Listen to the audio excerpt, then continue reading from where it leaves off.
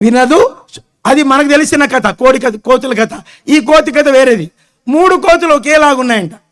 ఆ రాజుగారు ఆ దేశానికి మంత్రి కాబోయేవాడు ఆ 3 కోతుల్లో ఉన్న తేడా కనుక్కోవాలంట. చెప్పండి, 3 కోతుల్లో ఉన్న చెప్పాల 3 కోతుల్లో తేడా.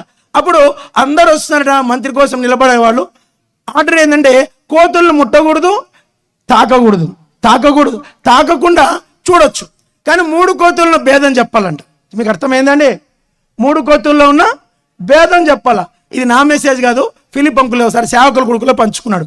ఈ 3 కోతులు అందరు వస్తున్నారట, కోతులు చుట్టూ తిరుగుతున్నారంట, ఎవని వల్ల కావట్లేదంట. 3 కోతుల్లో తేడా. సరే, మొత్తానికి కూడా వచ్చాడంట.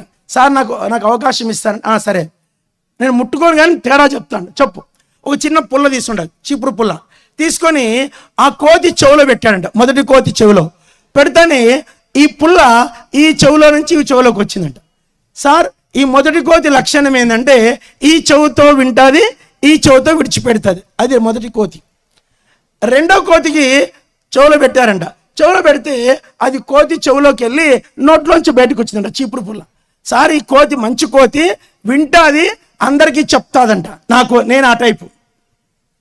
ఒక కోతి ఏంటంటే వింటుంది, విడిచిపెడుతుంది. ఇంకో కోతి ఏంటి? వింటుంది, అందరికీ చెప్తుంది. రెండో కోతి. మూడో కోతి పుల్ల పెడతానే అది బయటికి రాలేదంట, నోట్లోంచి పెడదు. అది హార్ట్ దాకా వెళ్ళి అక్కడ ఆగిపోయిందంట.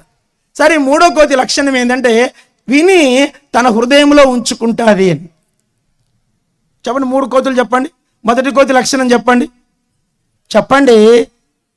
మొదటి కోతి లక్షణం ఏంటి? వింటుంది. ఈ 2 స్టాండ్ల కింద పెట్టాయా? ఇది అవసరం లేదు.